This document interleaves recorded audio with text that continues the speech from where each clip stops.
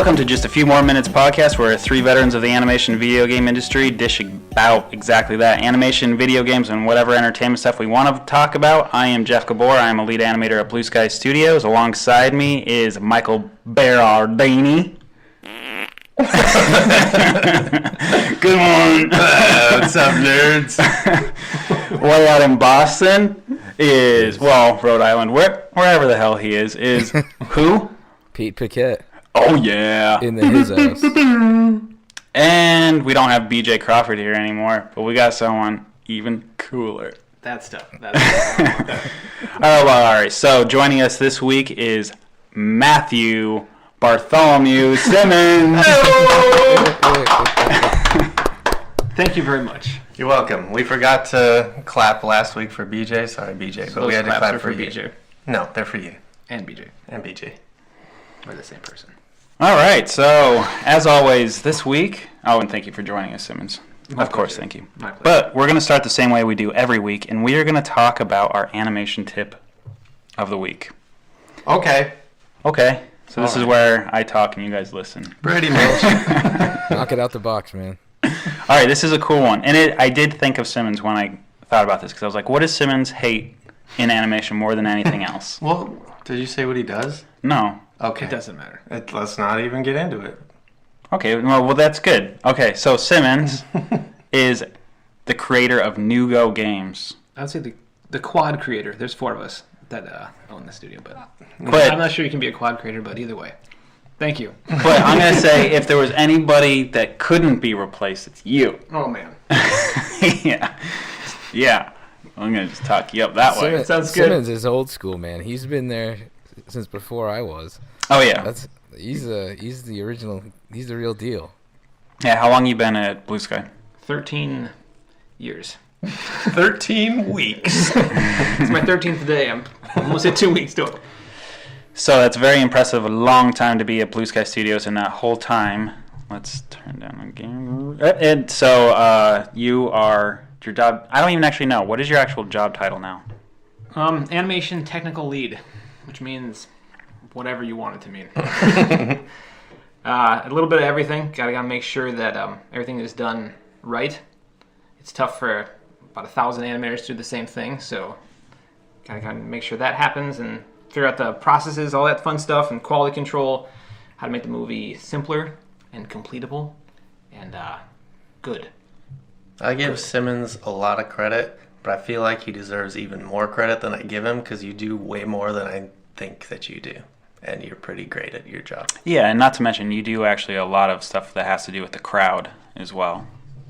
Yeah, I do. I used to do just about every crowd shot on the movies. It's switched over more to supervision, along with the crowd supervisor. We do a lot of work together in tandem. I love tandem stuff. Tandem Skydiving. activities. So when we're talking Very about, similar. Yeah. you definitely overlook our work, the animators' work, and you're trying to fix maybe issues sometimes, some problems that animators leave behind, and cleaning up any kind of duty that sits behind. So in that vein, that's where the animation tip of the week comes from, because the one thing that you hate more than anything, oh yeah, enter my passcode. That's what he wants me to play. He wants to play with my phone. So we're going to put some music behind this. How about that? All right. So animation tip of the week. Ground planes. Ground plane and contact is absolutely key to any animator. So I pay special attention by adding a additional element called a shadow. What? I've never heard of a shadow. A shadow. But you can't, like, there's viewport, isn't it viewpoint? Viewpoint 2.0? Viewport 2.0. I don't like it. It slows down and Not it doesn't. supported. Yeah, and it's not supported at Blue Sky. But even for people that are just doing their own work at home, I find that it's not all that effective. But you can do a really quick, cheap ground plane shadow. So what you do is you create a cylinder. All right, everybody create that really flat cylinder, a teeny tiny little circle. Place it just under your character, underneath the root, at the ground plane, where the feet are touching the ground. Okay, now give it a very transparent black shader. Okay, now scale it up and duplicate it 10 times. Each progressive cylinder being a little bit bigger than the one previous. And now you have a shadow that's like slowly fading out. You group that all together, and then you link it, constrain it to your character's body, but not the up and down. Yeah, just the X and the Y movement, so that it'll follow anywhere where your character will go, but when the character jumps in the air, it will still show a shadow on the ground. Now this is really good because when you do feet contact, you can do shadows just for the feet as well, so you can feel exactly when the character makes contact. This has additional benefits of actually helping your character feel like it has weight to it, because without really feeling when the feet hit the ground, the exact very frame it hits, without that shadow information, you can't really feel the weight. So this not only helps Simmons' team to understand exactly and making sure the ground plane is always being contacted and we don't have floating characters, but it also helps sell the weight to the directors. It's win-win. Is it win-win? Do you remove it before you send it down the pipeline? Because I feel like that's something that Simmons has to do. Yeah, we're getting inside with Blue Sky, but I always take that same geometry and add it to the no grind set. What's that word mean? No, we would take that anyway if it's a name that we don't find and we throw it in there anyway for you. Yeah. However, I do have to say that's great, but okay, Simmons is going to tell me I shouldn't be doing that. no. By all means, do what you will. It's always better to present your work accurately to the directors and get your shot approved. But the steps you mentioned in order to make the contact happen seem far more complicated than just placing your feet on the ground. Yes, that's key. When asking. Because my thing is, you got to put it somewhere. You might as well put it on the ground. What percentage of shots do you say come through still not having proper ground plane? 100% of the No. I try so hard. No, people do try to do it, I know. And the difficult part is sometimes when we get a ground plane that is multi-tiered or different levels, and you have to make somebody like a large elephant or whatever walk around it with feet the size of stop signs or whatever's going on, and you just can't animate to that, and that makes it really difficult to perform. So, but we also don't want razor sharp ground planes that looks like CG. So yeah, that's what I always sorry, we're trying to want, make it look better, more integrated in the environment, but it's also I also tell everybody find the place where they're going to be acting. That place should be 0-0. In Maya, so that you could almost accidentally put your feet on the ground plane without changing them. Do what you can. Yeah, ground contact's a thing that we should do. A previous TA, J Downs. That's too much. You only said the last name. Gen D. Sorry. Quote The Simpsons there. No, but used to say. All right, so only use the first name. Flip so under. Say I'll Gen just D stop talking instead about of that. I know, I did that on purpose. Anyway, I'll flip underneath. You ruined the joke, Jeff. I ruined it? The joke was... Shit. It's okay. Okay. No, flip under, take your perspective camera, look underneath. You should see like a little paw. That's what I do. Paw print, not a full paw. And you're good. Yeah. If it's an animal. But this is definitely something that if any students are listening, it's something that doesn't really get addressed at school. And it's something that becomes a vital part of your job once you're in feature film or video game. Well, does it matter much in video games? I guess it probably does. It does. Because you gotta make sure that, because basically the character's gonna run around the ground plane. Yeah. And if it's not on the ground at 0-0, then it's not gonna be on the ground wherever it ends up. Except for when they're running upstairs. And it's always just like, hey, wait a second, he's not hitting any of those.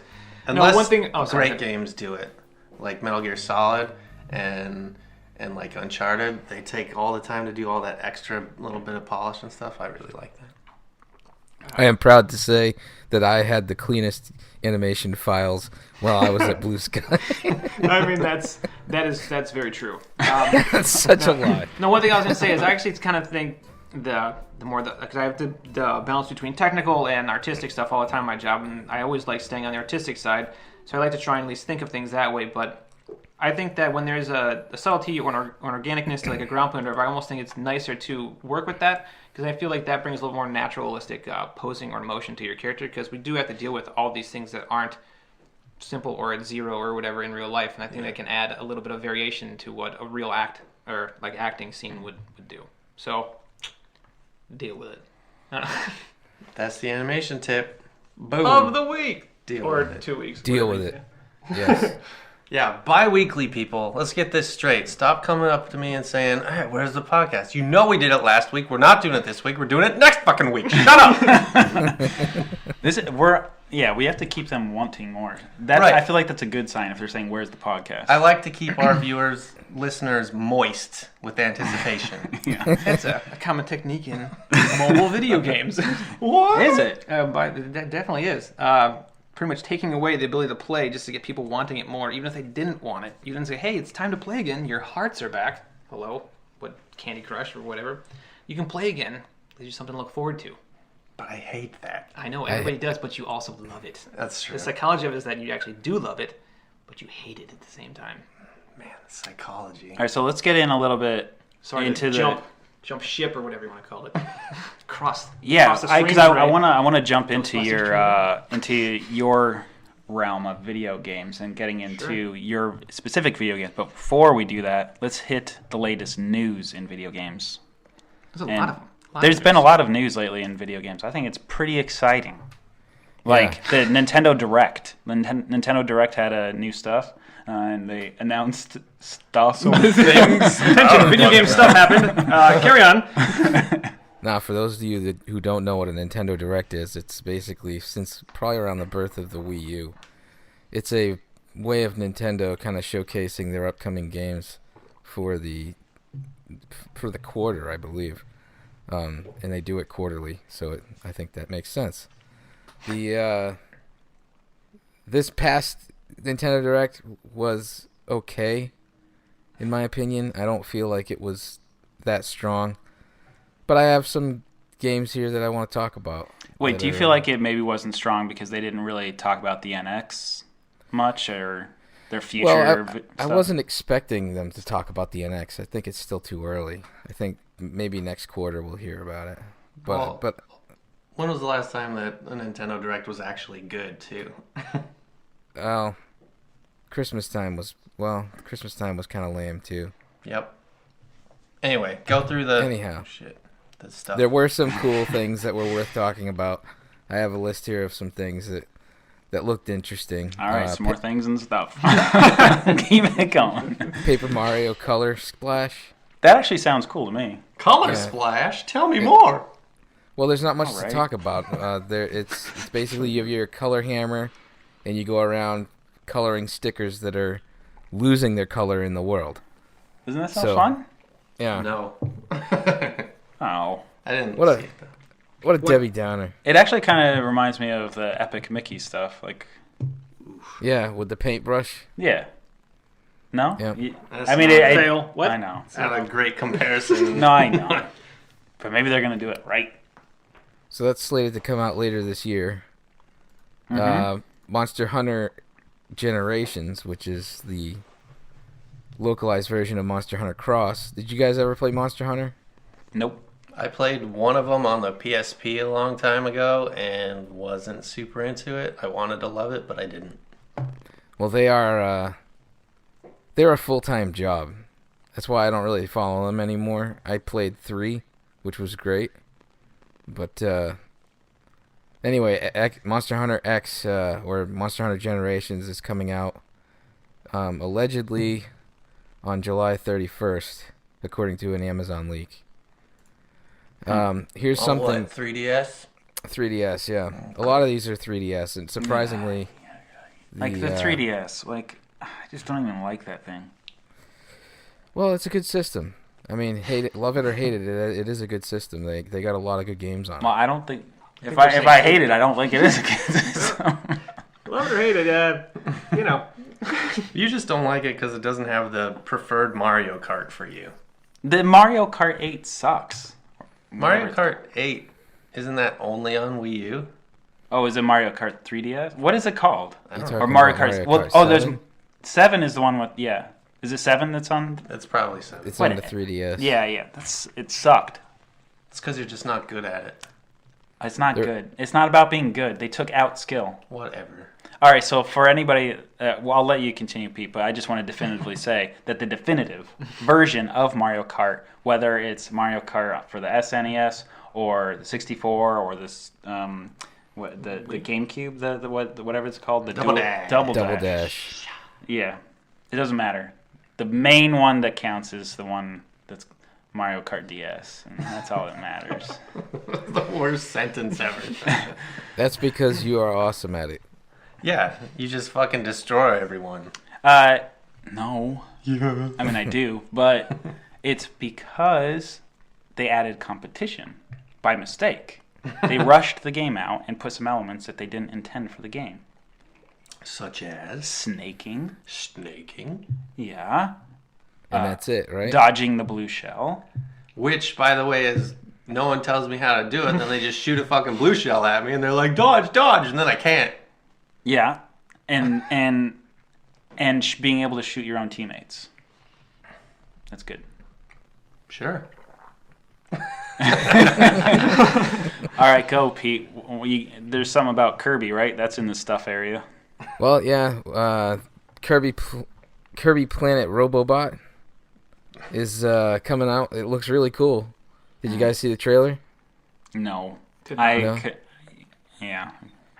I lose interest quickly because I don't have the system. So unless it says Zelda at the beginning, I kind of just gloss over it. Epic Yarn is the Kirby I dabbled with. Is it really called Epic Yawn? Yarn. Oh. I was like, that is a horrible name. Yeah, that's not a good one. Well, anyway, Epic Yarn was awesome. I love that game. It was fun. Planet Robobot is basically their dreamland gets taken over by mechanized intruders, and Kirby can actually jump into one of the mech suits and use other enemies' powers to modify the mech suit.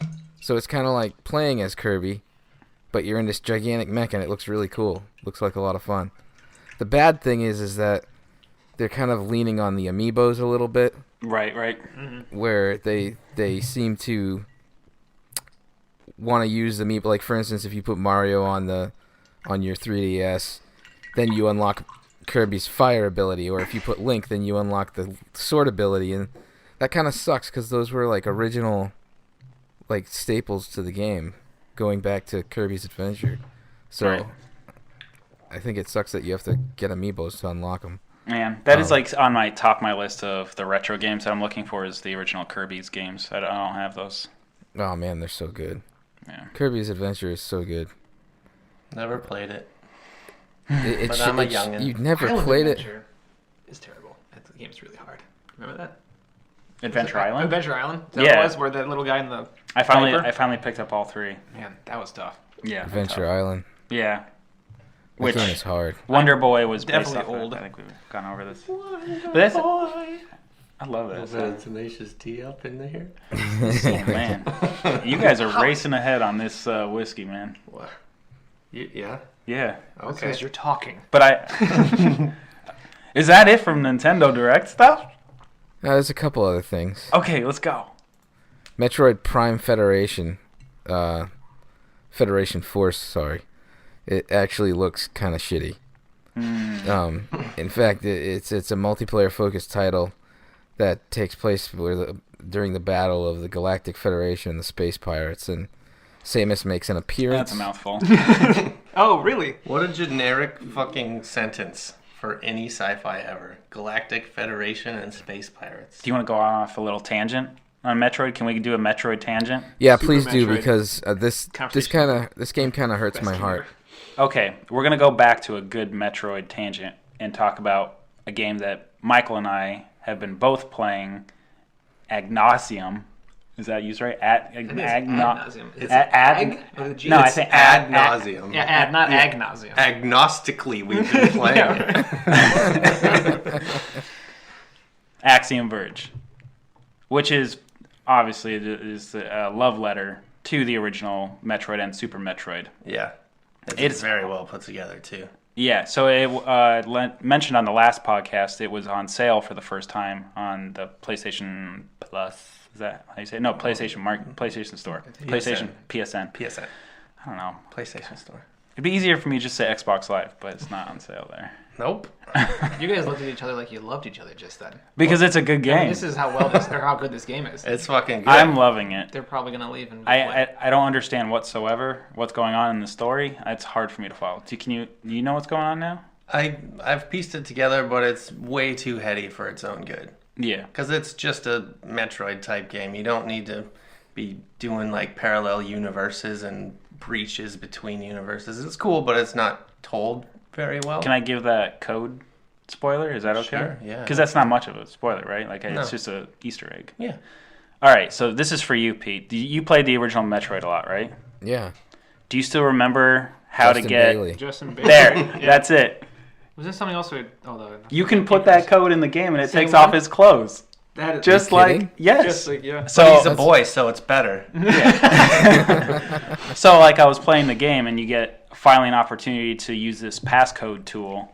And, of course, I see it's 6x6, and that's the first thing I think of. I'm like, oh, I got to put in Justin Bailey. And it fucking works. It made me, like, I squealed like a little girl. That is That's awesome. amazing. So cool. I love when games like pay homage to What was that? things. Kid Icarus Medusa's Angels or Medusa Angel to get to the end of Kid Icarus, Pete? What was I it? didn't. Oh, Is that You what- remember God. that? Is it called Medusa's Angels? I think you put like Kid Icarus Medusa Angel or Medusa's Angels. I'm probably remembering incorrectly, but something like that, and you can get either infinite arrows or something at the very Oh, end. wow. That's You beyond should- me. Everybody should go try it and improve. Double angel wings. Yeah, that's interesting. I remember there was a code to like get to the last level. I just don't Yeah. remember what it was. Anyway, My And- one gripe with Axiom Verge is the fucking audio is awful. Like, the sound design is fine. It's worth mentioning that the entire game was made by one guy. He animated it, designed it, did all the coding and everything, all the art and everything.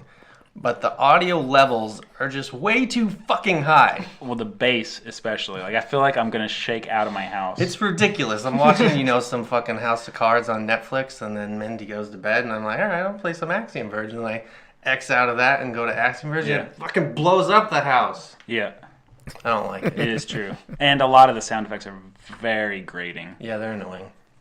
Oh, speaking I of like the music, though. Did you Yeah, it's play good. Bro Force out this week or whatever? Probably crossing over Great topics, news. but, Great topic. But like Eric, Yeah. you save some guy and then your speakers are blowing. Whoever B.A. Baracus or whatever name they switch it to, I believe really? it's B.A. Broakis. Yeah, that's what I But that is, if anybody has, PlayStation PSN Plus. they should Plus whatever. download PS Broforce for free. And Galaxy. Yeah. Galaxy is a cool, great game. What's I don't know, free man, on the Xbox this week? Does anybody know? That's a news topic. It is. I don't have the link open. I forgot to open it, so I'm not sure. Did I you think send it's it? Borderlands and a couple other. Oh, Couple I other remember games. Life is Strange is not free, but it's 50% off, which is a really cool, That is cool. story-driven game. Yeah, I wanted to play that. I got it on PSN last week. It was on sale there, too, for 50%, I think. I haven't played it yet, though. It's supposed to be amazing. That's one where I'm anxious to play because I think the wife will like that one.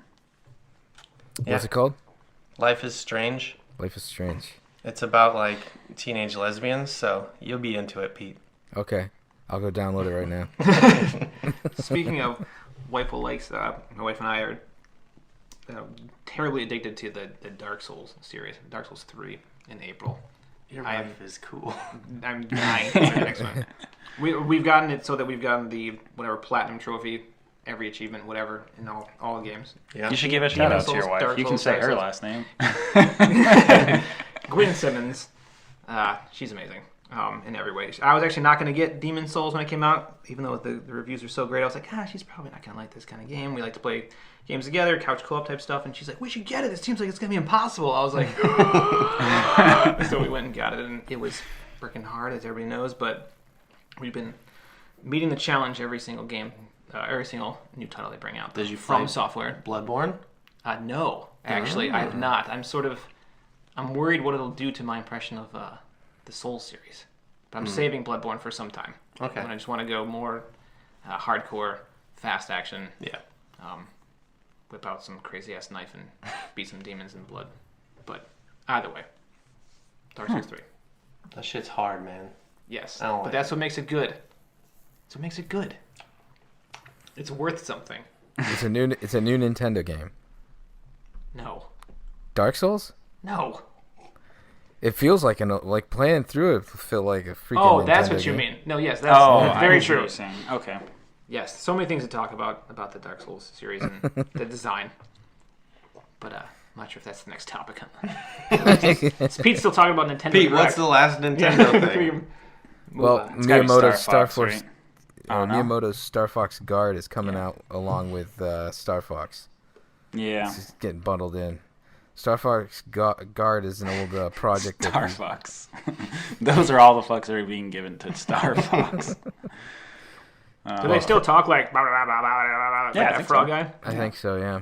I'm a nerd. That's why I'm here. But I built a cardboard cockpit around my 19-inch tube TV when I was a kid. So that when you would go in and switch from out, like, third-person view of the ship and Star Fox to, like, the first-person, or, cockpit view, it was like, That's awesome. and I was like, I must do this. I built everything out of cardboard when I was a kid. Wow. My Halloween costumes, I was Nightcrawler.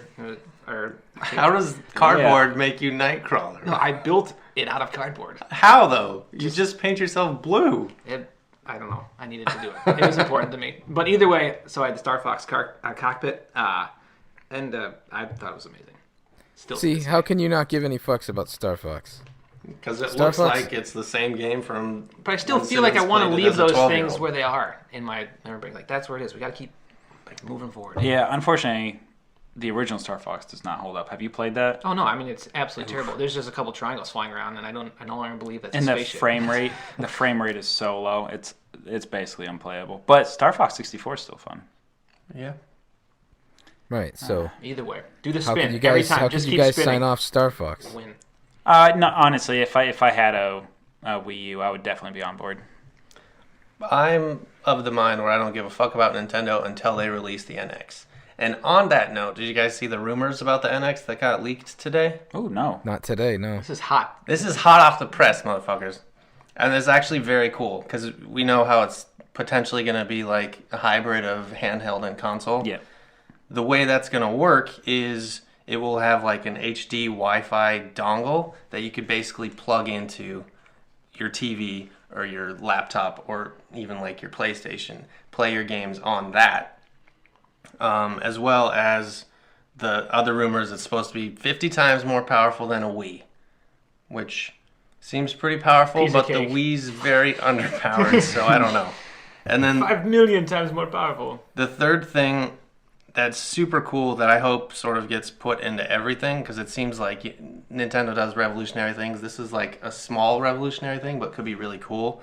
It's got like force feedback on the analog sticks. So like if your character's walking towards a wall and he hits the wall, there will be feedback on it that pushes back on the thumbstick. Interesting. And like That's say kinda you're cool. like pushing a weight or something, like pushing a box in Zelda, there will be feedback on that thumbstick while you push it. Like resistance. Yeah, resistance. That's really cool. I mean, Seems it sort of sounds like what you're talking about, but I've for the longest time I've wanted almost like a Game Boy TV or whatever it was. But back in the day, you used to be able to hook your Game Boy up so you could get it to play on your television. There's so many awesome games on the DS that I would just want to play on like a larger screen, and I never want to just like sit down and look. At my That is tiny the most screen. disappointing thing So, about the DS. How is there not Yeah. a video out? It- I went yeah, to it the drives me Nintendo nuts. World Store in New York City, and I asked them, I was like, hey, because they have their DS playing on a TV. Yeah, it's I was like, the stores, the kiosks. Yeah. It just works. It's like, why can't you mark? so I asked them, I was like, can I do this? Can I get a video out? And they looked at me like I had 10 heads. They were like, why would you want to play these games on a big screen TV? I was like, what the hell's your problem? Like, they gave me such attitude about it. And then I found out they make developer units, I guess, where they do that. So I guess you have to get Nintendo to give you one or something like that. But I always wanted to do like more Mario Kart tutorials for work and like record the video or do tournaments and somehow record the footage. If anybody knows how, There's Let me got to know. be Tweet a at way. us at JAFMM Podcast. Thank you very much. Yeah. either way, missed opportunity, Nintendo. Missed opportunity. Well, maybe they're writing the wrong with the NX. I think it could be really Sounds cool. like it. I'm super excited, and they're on track to probably not release it, but announce it at E3 and release it at the end of this year. With Zelda. on the Wii U as well, like a dual, Right. a It dual won't, release. I don't think it'll take advantage of It's, NX. I mean, very similar to Twilight Princess, right? Like it came out Yeah, for the exactly. GameCube, Yeah. and So some more news. Let's do it. Retro gaming news, actually. The company Natsume, do you guys remember them? They made like the Harvest Moon games and Plucky and Lucky. or Pocky Yeah. and Rocky. Yeah. They have been going through all of their offices, finding new old games, like brand new sealed, never been opened, and they've been putting them on eBay. And they sold a sealed mint condition Harvest Moon for $3,700. Whoa, what? Yeah. And a sealed Pocky and Rocky for $1,700. It's pretty Those crazy. prices are so inflated. Yeah. That's Well, insane. they sold it, so. Wait, is that yen? Yeah, right. I don't know. 16 cents. That's about right.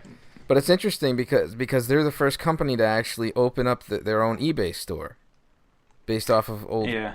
So I'm wondering if other companies will follow suit if they see that, like, oh man, shit. This I was sells. sitting. I mean, I was funny because I'm totally into retro games now, or collecting the old Nintendo games. And I was sitting here thinking in my car just the other day driving home that all these companies must have warehouses full of these ungiven games. Like I'm sure they're just sitting around on some pallet. Almost like Where's the Lost Ark? Where's the games? Yeah. They're just sitting there Exactly. waiting to be discovered. But right now the supply is so low for a few of these games. Like there's a bunch of little Samsons, like just stacked, sealed in box, mint condition, just sitting somewhere. Don't know where they are, but they're just sitting there. Yeah. The unfortunate side of that, though, is if that is true, people will never open them, which kind of sucks. I've you never might understood the whole sealed collecting. I'm with Side you, of things. Pete. Like I actually hesitate to buy any games that are in box, like because I bought Mr. Gimmick, a month and a half ago, and I bought it with all the box and everything, even though it's a repro. But I immediately took it out of the box so that way I could stack the game with all my other games. Like I like the look of out of the box Nintendo games. Like I have no interest in it in the box. That is. Well, not to mention if you have a bunch of sealed copies. Like I'm not impressed by a sealed collection. I guess I am to an extent, but not the fact that the games aren't played. Yeah. They just sit there. Far more impressed by a bunch of games that have been completed. Hello. Right? Like, these are the games I've beaten as opposed to these are the games I've looked at for a while. Ooh, speaking of beaten games. Dude, I've been plowing through games lately. Yeah. Okay, so I platinumed The Witness, Congratulations. which was tricky bitch. That was like the most intense set of gaming I've ever done because that whole game is like very leisurely. Don't spoil do anything puzzles. I won't. Okay. Do puzzles at your own pace. But the end is not that to get the platinum, and it's. Whew, I was working on that for 2 weeks, doing the same thing over and over again every night. Were you sweating? I was sweating. That's my impressive. heart was pounding. I was fucking yelling. I've got the video, and I wanted to post online, but I knew people would be upset because they thought I spoiled it in the last episode. Well, if you just say spoiler alert, the world understands. Spoiler, nerds. Spoiler. Whiskey. Okay, so I platinumed The Witness. Felt great. That's probably the best platinum I've gotten in a while. I platinumed Unravel with little Yarny. That was actually pretty tricky, too. That game's a lot harder than it looks. Is it good? I liked it a lot. It's sort of a weird game because it was published by EA, and you can tell in the production value of it because it's a very slick looking game, but it's also a super indie game that is, I think, more like about the creator's childhood, and it doesn't like tell you anything about it. It's more like reveling in photographs from this guy's childhood, so it's like a weird disconnect where you don't actually get any story out of it, but it looks amazing. But the gameplay is fun, and I think it's worth it. It's a good game. And I beat Firewatch. This is all in the past 2 weeks. Yeah. Yeah. Jesus Going Christ. to town. Mindy was out of town for a while, and Oh, that'll I do also it. just subject her to make me watch video games. Ah, yes. Firewatch, I don't want to talk about it until we've all played it. Then I want to have a discussion about the ending. Okay. Axiom Verge, we talked about. I've been playing Volume, which is like a top-down stealth game that's pretty much inspired by Metal Gear Solid VR missions. And Does then, it have anything to do with sound? Just need to know. what do you mean? Volume, the game. Oh, it's more like, Size. no, Oh. it's like volumes in terms of AI somehow. We can talk later about naming video games if you'd like. Okay. That's fine. And then The only other thing I've been playing this weekend was the Uncharted 4 multiplayer beta, which was quite enjoyable. Quite a treat. Interesting. So, what have you guys been playing? Not as much as me. Just Axiom Verge for me. Been trying to get through that. I'm playing it on hard, no big deal. NBD. That's what you usually say. What is it? MBD. MBD. No big deal. Oh. Remember what you usually say? Yeah. Yeah, you didn't pick up on it. NBD, no big deal. Okay. I'm sorry. I'm old. Yep. I've been playing Stardew Valley on the Steam. Oh, I heard about that. I haven't played it though. It is so much fucking fun. It's a farming simulator RPG. Oh no. So it plays like Harvest Moon, but it's an indie developer's take on it. So there's a story to it. There's so much to do in the game. I'm not even a good farmer in the game at all, and it doesn't matter. There's so much to do outside of farming that it's really worth checking out. There's combat, there's mining. I'm completely addicted to it. In fact, I was playing it before this podcast. Jeff's shaking his head. He doesn't like it. I don't want to do anything related to farming. Did you see the trailer I sent out? Yes. But in case our listeners haven't, explain it. Well, basically, there's an overlying story where there's your grandfather gives you a gift on his deathbed, and the gift is he says don't open it now. Wait until life is at a point where you can't stand it anymore, and then open your envelope. So you're working at this. You're working at this. It's a razor blade inside. You're working at this place called Joja Corporation, and you're really hating life in a cubicle, and then you find the letter, and you're given this farm, and the farm's completely overgrown when you get there. And there's a lot of social commentary. There's stuff about homelessness in it. There's stuff about corporations taking over the little man. There's like a Joja Corporation superstore inside the town that actually competes with and bullies the small town farmers or the small town establishments. And there's like all these little like fun things that happen every once in a while where there's like festivals in the town where you got to go around, and I did an Easter egg hunt at one point for an egg festival. It was a lot of fun. The game's a lot of fun. So you're saying you're playing this on Steam right now, huh? Yeah. It's $14.99 on Steam, and it's right now one of the top sellers on Steam. Believe it or not. Cool. It's supposed to be doing pretty good. Yeah. A lot of fun. Simmons, are you playing anything? Nothing religiously like you guys. I did check out some of the more recent free games because that's always fun. Yeah. PS Plus, you gotta do that every month. Helldivers, Bro Force, Super Ultra Time, Super whatever. Time Force? Yeah, Ultra, and Galaxy or whatever of this month.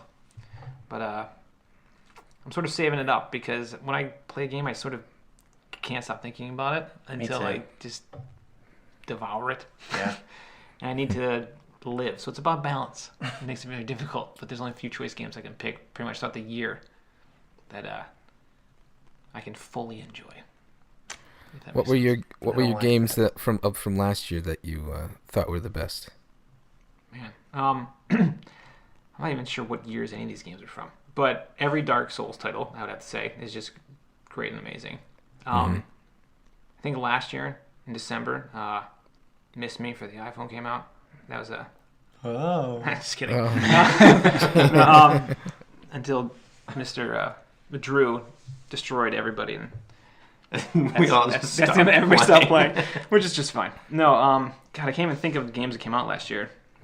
I tend to do a lot of like just researching and like playing. And then like I play the demo, I play like whatever version I can of it, and then I tend to just get like turned off by it so quickly. I feel like there's so little that actually gives me lasting appeal that I really want to be forced to like purchase and like play through the whole thing, which is just tough. It's a good... I mean, I'm just flattered that it's still on your phone. Of course it is. So Michael is playing right now the music from Matt's game called Miss Me. Nugo Games game. So yeah, it's a Nugo Games game. It's still available, obviously, to download at the App Store. It's actually really fun. You go around and you try to touch these little fish that are running around on the screen. And if you hit them, they puff up and they remain on the screen. And they keep getting progressively faster and faster, and they elude your little thumb. If you miss, they go freaking out. It's very difficult, so you want to try to get as high as number as possible. And you share that with your friends and whatnot. And it became quite a competition for a while until, one guy at work just blew the record so far out of any... he played... I mean, he openly admits it. He played while he was pooping. Yep. And basically got such an incredible high score that even he wasn't willing to play ever again. It just shut down the record, which is fine. But I mean, because when you make a game, you have to decide what problem in the world will I solve. It can be world hunger. It can be what do you do when you're pooping. And I mean, it's usually what I call is like the bus stop problem when there's nobody there. What are you going to do? You're going to pull out your phone, you check your whatever. So I wanted to design a game that you could just fill your time with something like that. And it's usually, like the toilet game or the bus stop game. I usually prefer bus stop, but... What do you do when you're sitting there and you got nothing to do? Who rides the bus anymore? Everyone poops. Michael's on a roll right now. He's I'm playing doing good, He's man. up to 37. 37. 38. That's quite high. No, but essentially, a lot of games try to just let you win or help you win. This game is obviously, unfortunately, accurate. And it's based on trying to tap this fish. 42. And you have to hit... the right, actually have to hit the pixels of the fish in order to make it accurate. And obviously, if you eventually discover impossible mode, he's wickedly small, but you have to hit, and with a capacitive touch on the screen, it's difficult. So we just wanted to make it fun. The plus side too is if you play this game enough, you'll actually get better at typing your text messages. Your accuracy will improve. So I'm trying to also help you guys out there. That's not true. That last part. I would just like to point out that on Amazing. On the phone, I'm still number 2 on the leaderboards. Nothing wrong with that, man. Oh, you So overtook me. Let's point out, Jeff is at number 3 with 108. I'm at number 2 with 150. Our friend Drew is at number 1 with 430 fucking 3. Yeah, so if any listeners want to download it and try to take the Drew challenge and try to beat him, we would love somebody to take over Drew. As far as as far as being on the developer side of this sort of thing, you try and make it so that people will still want to keep playing your game, even if somebody can just totally own the leaderboard. So you don't want to add too many modes or whatever to your game where there's so much to sort of sift through. But I was dabbling with the idea of making almost like a weekly leaderboard. So there's all-time leaderboard and then there's weekly leaderboards. So to get people to keep playing, like, hey, this week I've got the highest score in Miss Me or whatever. Like, that's cool because nobody's playing the game anymore. But either way, another way to keep it sort of fresh. So like, I have a chance at next week, and then also maybe keep people playing every week so that they have a chance of continuing to post their name at the high score. Even if it's just once on the pooper, right? You play once if no one else played that week. I mean, when there's 14 million people downloading your game, it's hard to imagine. But no, it clearly. So on the Miss Me front, we actually had some questions from Facebook. So whoa, yeah. Facebook asked Yes. us So what was the most? Hold up. We got some interview music. Psych. What was the most interesting obstacle you ran into in the development process of Miss Me? One thing that I would probably say that we did wrong still, even in the release, is that making it too hard. So I wanted to make a point mean something. And because a lot of times you get to, 100 points or whatever. Like, that's great, but it can take you so long to get up to 100 points if it's really easy. And then those first 100 points essentially mean nothing. What I always tell people, they're like, hey, I got 4. I'm like, hey, man, that's a good score. I'm like, is it the best you've ever gotten? And they're like, well, yeah. I'm like, well, then that's actually a good score. It's about really competing with yourself in something. But people tended to not actually find value in that. I wanted them to, but people just needed to be bigger numbers or be higher. But I also felt they would waste like 10 minutes just getting to 100, just to try and see if they can get to 102 or 5. So I wanted to try and keep it lower so that each of those points you earned actually were like, wow, I got to 9. I'm getting so much better at it. But that's the thing you kind of have to dabble with just dealing with a bunch of different people, that's probably the toughest thing is how's each person going to really interpret your game? Yeah. And then knowing when you have to stay like firm on like your game design decisions or taper to like your audience. And I think we could have possibly just made it like a touch easier. and then it could have kept more of maybe like the kids into it, the younger kids, because my son likes to play it, but like he can get like 3 or before it starts to get, because at 5 it gets faster. But it's just fun because I also wanted to make something that technically like a cat could play. The fish goes by and it's just like trying to tap on the screen. It's like no, good luck. But I don't know if that really answers the question. But it was a difficult thing just trying to really taper the difficulty level of a game. I think that's kind of true to any game, without like extensive play testing. But are you using that same philosophy on stuff you're working on now? I'd have to say yeah, because every game and everything you do sort of just bleeds into the next one. You learn from everything. The next few things that we're doing now are very different though. Yeah. So I can't say how much they actually are bleeding into it. But we also got a question about what operating system you're going for. Like, do you develop for the iOS first and then try to port it over to the Android? And then how difficult is the porting over to the different phones? I don't know exactly how difficult it is. However, we do use Unity 3D. Maybe we can get a free license out of that if they're listening. Not at all. Nope. No, we use that. And it makes it a lot easier to convert to different platforms. However, there is different bug testing you still have to do when things don't work and whatever. So each of our developers would try to purchase phones with what we want as a phone and also what we want as a debugging testing device. Like, oh, my friend's got an iPad and like I have an Android and I have the iPhone 5 or I have the iPhone 6. We can check the multiple resolutions. Like, yeah, I actually answered the previous question. That aside, dealing with all of the resolutions of every single thing out there is maddening because I want to do so many things when something possibly enters from off screen, or you have this, or just the different resolutions, and then having to build extra artwork for the exterior of all of them so that you have you can maintain one game space for the player to play in, and then have everything else be just sort of fluff art that you have to throw away when you can't take advantage of that screen real estate. Yeah. That's really frustrating. You have to find the common ground and then put something else in there. Is there a benefit to doing it only specifically? Sorry, I'm just eating a cookie. Before we started the podcast, this guy yelled at us like, absolutely, we will not be eating on the air. And this guy runs and grabs a cookie. But it's a cookie. Is there any benefit to just doing like the iPhone 7 or whatever, as opposed to 7 through 2 and Android and everything? Like, is there... Well, there's a lot of ways that you can code certain things. Obviously, just sort of like be anchored to a corner or whatever, so you can just make that work on any device size. But we definitely made some, like when we put out Miss Me, sort of like this was designed to work on iPhone 5 Plus. So if like you have a 4, I'm sorry, we did our best, kind of a thing. But if it doesn't work, I apologize. It's not the optimal gaming experience. Well, there was an interesting part that. Oh yeah, we redesigned some stuff actually because of the iPads versus the iPads, and then I think it was Drew early on. He had like an iPhone 4, and he took advantage of a slow frame rate, so the whole game slowed down, so he could get a higher score because the game was basically giving him more time, so the fish weren't swimming as fast. Right. Technically, that was still in beta. That wasn't a release. So okay. I just want to make sure that the integrity of our main programmer, he's amazing. Either way, yeah, if you did like just jammed it like crazy but still were able to catch the fish, you could overload the physics engine because every bubble touches itself and collides, so that's a lot of calculation. If something as slow as the iPhone 4, you could slow the fish down and then thus sit there for hours and get a really high score.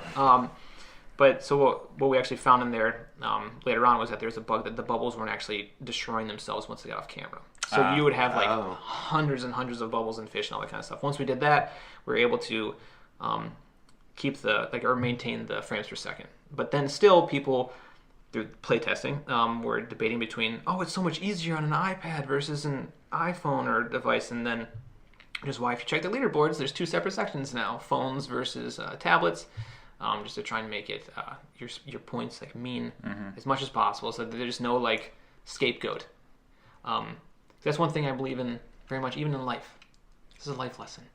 If you can remove everything from somebody's situation except for the ability to blame themselves, that is when they will start to improve. Because if they have a scapegoat or someone else to blame something on, they'll never get better. If they look back and go, you know what, it was me, they're going to try and improve themselves. That's a good game. Yeah. And that's your life tip of the week. I don't know. Yeah, I life feel tip. like Where's the far that side? one, Right? that one hits home for me because I feel like if I get good at anything, it's because I just blame myself for anything.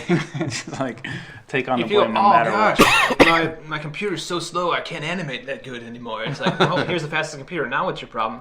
Oh, it's me. And then you go, okay, go get better. I'll go do more research. Yeah. I'll do more drawings. I'll do, and then you get better. This is a good time to transition, I think, right? Sure. Jeff wants to switch topics. Oh, I feel No, I'm like just kidding. we have our iTunes comment of the week. Oh, yeah. Do We do. Yeah. So once again, please head to number one. The main thing we're going for is YouTube subscriptions right now.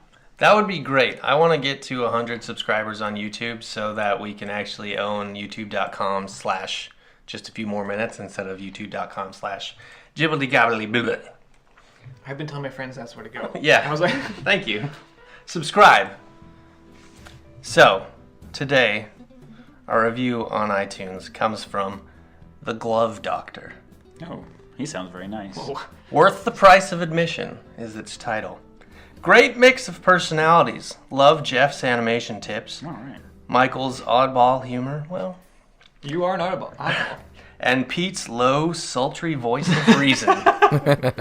Nice mix of games, animation, and movie nuggets for the morning commute. A sponsor's dream and just what the doctor needed. Doctor who? The Glove Doctor. Thank you so much. Where does that glove go? I can tell you. Hold on. There it is. Nice. It only made me think of Ass Man, the Seinfeld episode with the license plates. That's all I can stop thinking about it. Anyway, it's fantastic. So yeah, go on to iTunes, go on to YouTube, subscribe, rate us. How many subscribers do you guys have? Where? On YouTube? Let's not discuss that. Okay. That's the thing. Almost 100. We need each one, right? We To are make it there. we're doing a good job. Like, we're getting a lot of downloads now, and it's not just me constantly hitting refresh. At least I don't think so. Like, Well, it it's says in the don't beginning. track your But basically, did you already explain that part? What? Where we want our YouTube name, our address to be our name, right? Yeah. Just a few more minutes, and we need 100 subscribers, right? Okay, yes. So that's what we're aiming for. Yep. We That'll can't be have cool. any more flags though. Oh, is that right?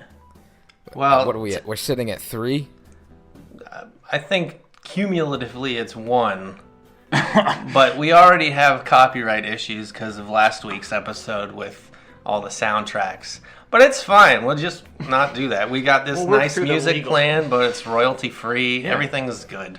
Yeah. And this week we have another sponsor. Well, here we go. All right, so I want to say ahead of time about this sponsor. And yes, we did lose Frontier Airlines. They didn't much care for me talking.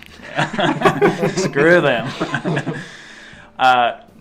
But, all right, so ahead of this, I want to say I don't think any of us are trying to make a political stance on the show, right? We're not taking, a I stance. have no stance but my own. Yeah. What? Well, I mean, we don't want to, try to politically influence. That's not Absolutely the point of the not. show. No. We're tastemakers. We'll do what we want. Right. But Trump for president. that's why we're... JK. Well, hold on. You don't know who the sponsor is. Oh, Lord. It doesn't mean we can't accept some money from people. Okay. So this week, we are sponsored by the families of Donald Trump. It's an organization to try to basically get people to vote for Donald Trump. We can get money from them. It doesn't matter. So they had this. They just have this We could quick. take money from Trump. Right. I'm fine with that. Wait. You mean Drumpf. Trump. Yes. Yeah. Hashtag make Trump. Make Donald Trump. No. again. Hashtag make Donald Trump again. Okay, right? that's what it is. All right. So again, this is a quick sponsorship message that we get paid to read. Let's see, what does it say here? A short but sweet message from the organization called Families for Donald Trump. So, Donald, the wonderful Trump. The more you trump, the more you dump. The more you dump, the better you feel. Trump for everyone. That's all he wanted us to read. Well, there you Well, go. moving on. Dump. Yep. Okay, we got another topic? I think we have Oh got shit! nothing for that. I do have one more piece of retro gaming news. excellent. Oh, shit. Please. And you Sliding guys, under the Yeah. Dump. You guys are going to be interested in this. That was a good Or song. especially right? Jeff Gabor. The Coleco Chameleon is no more. They cut ties with the Retro VGS. The Retro VGS was a failed, not Kickstarter, the other one. What's the other one? Indiegogo. Right. A failed Indiegogo campaign because they were trying to basically. This guy got his hands on the rights for the Jaguar chassis and toolkit. So he decided he wanted to make a retro video game console using those items. And it was called the Retro VGS. This Retro VGS was supposed to play 8-bit, 16-bit, and 32-bit cartridge games. And they were supposed to have a couple developers with making new cartridge games, and it's supposed to play all the old ones as well. Yep, I remember. Well, it was plagued with problems. There was no prototype. All the tiers were based off collecting, like different colors of the systems and stuff like that. And they claimed that they had that what they wanted to do was technically impossible, but they claimed that they could do it if they got the money. So that failed. About a month. Yeah, or so it doesn't later, surprise me. Yeah. About a month or so later, the Coleco Chameleon pops its head up. And it's the same exact fucking system with Coleco slapped on the front of it. Now, they never had a working prototype, and here's the real shady thing. They never had a working prototype for what they were trying to do. Come to the New York Toy Fair of this past year, they have it playing Super Nintendo games. However, out of the back, there were proprietary ports, audio-video ports coming out, power and audio-video ports coming out of the back of the system. So everybody was saying, that's a Super Nintendo Junior stuffed into a Jaguar chassis. And it was duct taped, too. It was so. I'm really, really glad to hear that Coleco cut ties with them. And this is brand new news. Because Coleco's better than that. They don't want that shit on their hands. I remember Coleco, I think Bases Loaded. Did baseball games, did you ever play that, Pete? For the Nintendo. Yeah, for the Nintendo. Loaded for the Nintendo, yeah. Yeah, that crazy pitcher from the front or whatever. That it was almost like the baseball version of Double Dribble. Yeah. That shit was awesome. Sorry. Double Dribble. Double Dribble. We can load it up at work. I got it sitting there See, that's on the fantastic. shelf. No, Yeah. ain't nobody got time for that. No, I don't. I definitely don't. Either way. So there's your retro that's gaming living. news. Yeah. What else we got? Well, there were more questions actually. So bring before it there is another topic at the end of this that we're gonna bait it. Whoa. But I wanted to actually continue to rap with you. We have more questions from you. Like Eminem style or more like Dr. Dre? Yeah, we're asking you to freestyle. Please begin. Your topics are men and horses. Animation and video game design. Yeah. Both require a good blend of technical knowledge and an artistic eye. Mm-hmm. Do you find yourself attracted to one more than other? Men or horses? Horses is my answer. Well, the thing that sucks is you have to wait for whatever the player's going to do, so you have to be able to do that animation as quickly as possible. So you can never really do the performance or whatever you'd want. Usually in, like, say, a film, we can really nuance it. You have to just make it fast and responsive. Otherwise, people are like, these controls suck. There's nothing, especially like, say, like a fighting game or something like that. Or something like Assassin's Creed or whatever, where he has to be able to do all these different parkour things, and you're trying to make him go up the side of this thing, and he's just kind of glitching out, freaking whatever. It's like they're trying to make it work. Yeah. So it's definitely, you always have to think of the artistic and the technical, but we always have, my program always says the same thing. It's like, it doesn't matter, like, we'll always get it there. Like, always make it look the way you want it to look, and we'll figure out a way to get the technical there. So we've never limited ourselves based on what technically is available or we could do at the time. We always said just keep pushing for the artistic, and then the technology or whatever will either learn more or it'll catch up. So I'll say the artistic trumps the technical because it's worth it to figure it out. Trump. He said Trump. I'm trying to tie it in. That's an extra $500 right there. So that's the thing with, like, video game animation that's always fascinated me. Is like, say you're doing a platformer and you just program the jump. As an animator, I would always want to do an anticipation before the jump. And Pete, you can obviously comment on this as well. But like, you just need to program it to jump. Or is there a way to like get a little bit of anticipation? Like I always think of Ori and the Blind Forest. That looks like it has great animation. I haven't like studied it or anything, but are there ways to actually build that in? I mean, even jumps Ori, are freaking tricky in games. Yeah. Especially landing a jump, because you don't know when you're going to hit that platform.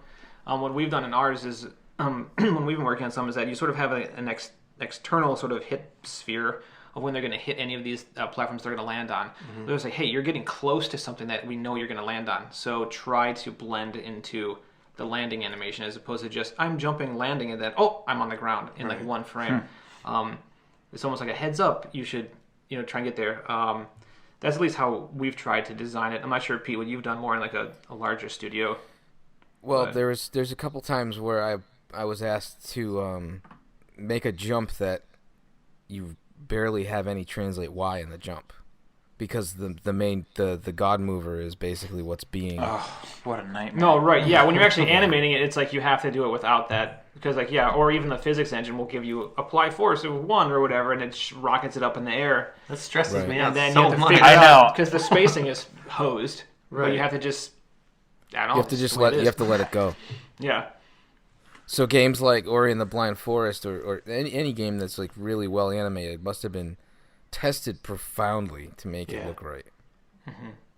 There's got to be such a integral connection between the coders and the animators to be like, no, the jump should be launching a lot faster than that. You're fucking up my animation. And then I'm sure they're equally saying, no, your animation's fucking up our design.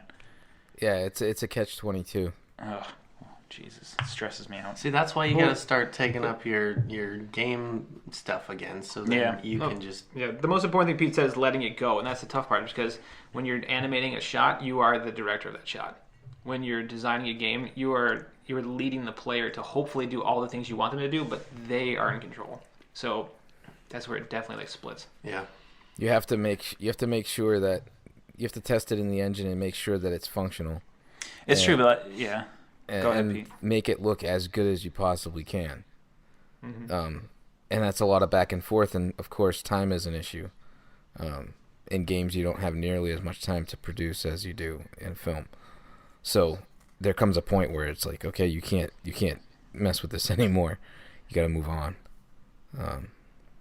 Sounds so stressful. I mean, there's certain tricks I think that some people do, hopefully without noticing, but say, oh, you need to do something where you need to charge up. I hold the A button for 3 seconds, okay? And then they do like a super charge before some type of a move, whatever. That if you sort of now restrict the player to hold it for 3 seconds, you can now play a 3-second clip of exactly what you want.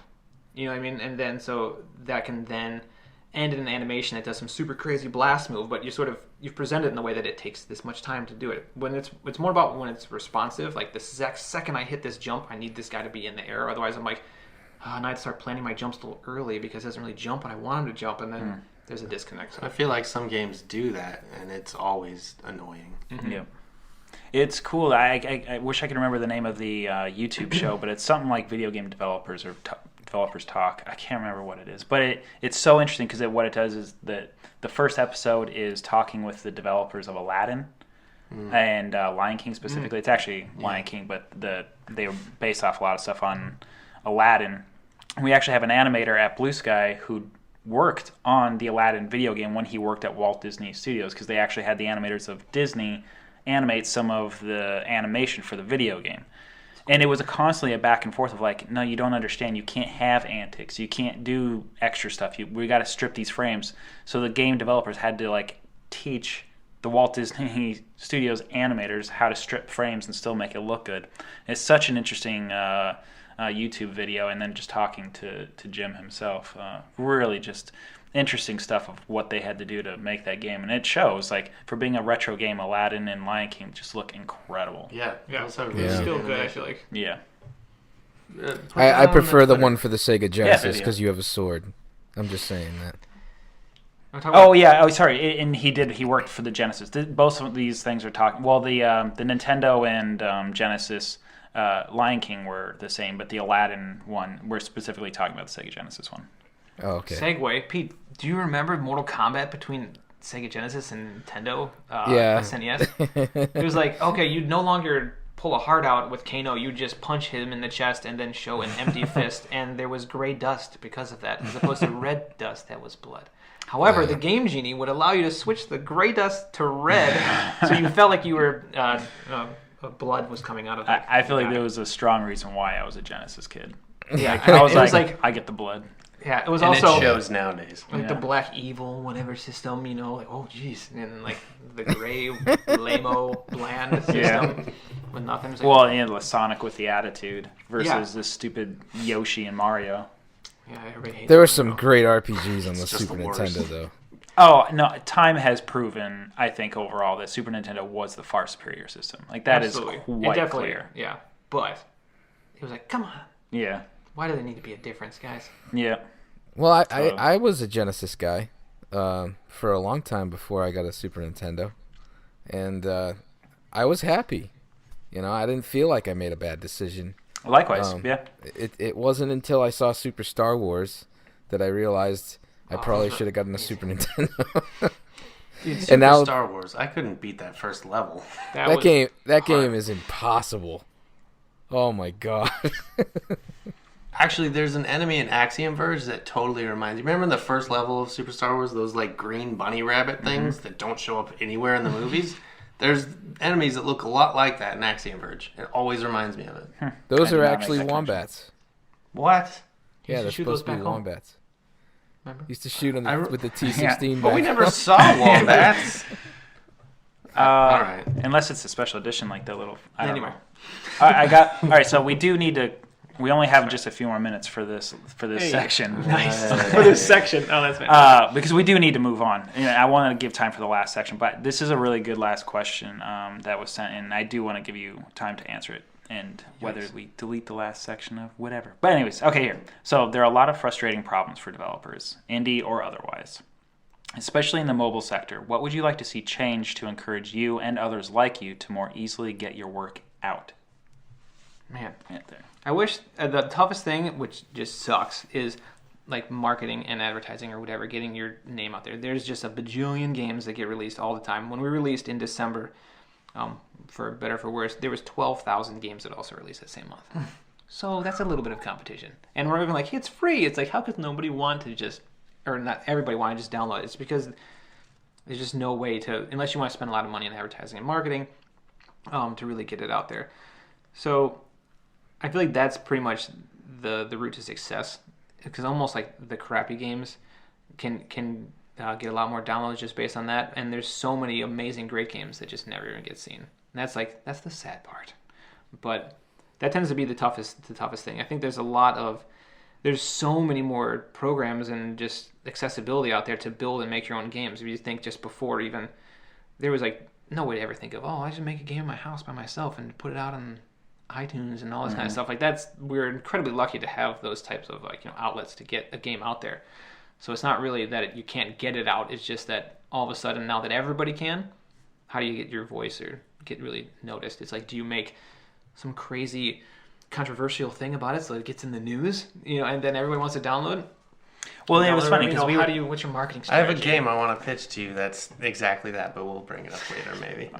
Yeah, no, we should. I just want to ask one quick question. Your grin makes me nervous. But we were talking the last few weeks about Steam's Greenlight stuff, and I don't know how much you know about that, but that was supposed to alleviate that. Like the games that were voted on by people would then rise to the cream of the crop, and then would get developed and get more attention based on votes and upvoting, and trying to take away the marketing giants from just leading the pack. But it got taken advantage of. People would start upvoting their friends and started creating community groups, and inevitably games that were just controversial and had some sort of like crazy one little aspect that made it popular, like we were playing ball kicking game or whatever the hell it was called, like where you're just nut cracking everybody. Like it's just a stupid thing that got it ahead, not the fact that it's a game that really deserved the spotlight. So how do you circumvent a system that is always being taken advantage of like that? Because that's trying to solve exactly what you're talking about. Yeah. I I mean, don't short expect answer you is to- I don't know. Yeah. I haven't really thought about that exactly. You can farm out into the Philippines and get 5 stars. You get like what, like Right. Like bot downloads to just get you right to the like, top. I mean, like whatever, 300. Have you ever seen the but pictures online of like all of the ladies just with a wall of phones, just giving 5 stars to the same app? Are you serious? That exists, yes. Oh, and it's a Lord. I mean, service that to you me- can pay for. To me, what we're doing at Nugo is we just want to make games, and then we just put them out there, and then people download them. We're not really trying to make games to sell them or to whatever. Most of our games will pretty much always be free. You know, there'll always be ways to make money off of the games because you do need to eat, but we're not really making it to become millionaires or whatever. Our first game was really to make a game and it was really designed to be simple enough to just be able to make it, publish it, put it out, so we can say we did one, we know how to do one. Now let's just grow, and then what can we learn, and then grow some more as much as we can. We want to just set ourselves up to succeed as much as possible, and succeeding is to us is really just enjoying the title and having it be released, and then moving on. It's like as this an artist, podcast. yeah, I mean, you can work on something forever. And always improve it, but you gotta just sort of cut it free sometimes and move on to the next one. Yeah. So It's got to be so satisfying to have a game out and watching people play it. Like I've always thought that would be so fun to do, and just you must be thrilled to just like see people at the studio challenging each other, and actually they're not fumbling with the game. They're literally playing it. And Yeah. I'm sitting here at New Year's Eve. I still remember playing Miss Me, trying to get the highest score. Like that's so cool. I mean, that's amazing, because I think that as a developer or whatever, what you really want to do is not so much make something in the game, but make something that exists outside of the game, which is the conversations that can happen or the competitions and stuff like that are created because of your game. So when two people start competing because they want to try and get the highest score, and they're like, oh god, it was so close, whatever, man, I was playing on the crap, or whatever it is, that people needed to do. It's like that story exists in the real world, where we took it from the virtual world of a game to somebody's experience that they have as like a positive memory of that. And I think that's like where, I don't know, that's where I actually get my enjoyment. Or I've got videos from my friends or whatever saying like watching their kids play it and having a fun time, and I'm like, man, that's pretty great. Similar to like somebody watching a joke that you thought of in a film or like a shot you did and you really enjoyed. You're like, oh man, I just made this little kid that doesn't know I just did this thing laugh right next to me. Like that's pretty. Well, it's awesome. funny, like you're talking about like being so overwhelmed by something that you made and watching other people enjoy it. Still, my favorite, I've told Michael this, but my favorite thing I've ever worked on and got the most joy out of like showing other people was the final episode of Treehouse Studios. Did I tell the story in the last podcast? I feel like I did. I think you might have. You tell us story. think Oh you my might God. Jesus, I'm You're You getting gotta old, cut man. back on the whiskey, bro. it doesn't way. matter. But I'm still saying I mean, it's that the thing- it's so same thing as- satisfying. You do something artistic and it somebody else views it and they get some sort of emotional change in their body because of it, is like, wow, that's a different way of communicating. And it's just really, I don't know, just really rewarding. That's So, cool. yeah. I think Michael, do it. Pitch it. I want to hear you pitch a video game to the Matt Simmons of Nugo Games. Okay, so I don't think you'll actually make this game for me. But Should I sign an NDA before I hear this? No. Well, actually, Let's if consider anyone this wants to government develop it, document because here. I know Simmons won't, I'm giving you, go ahead, just include me and give me money. So, the title of the game is in flux right now because it's not the greatest title. I liked the title before. It has some bad connotations. Oh, I didn't know that.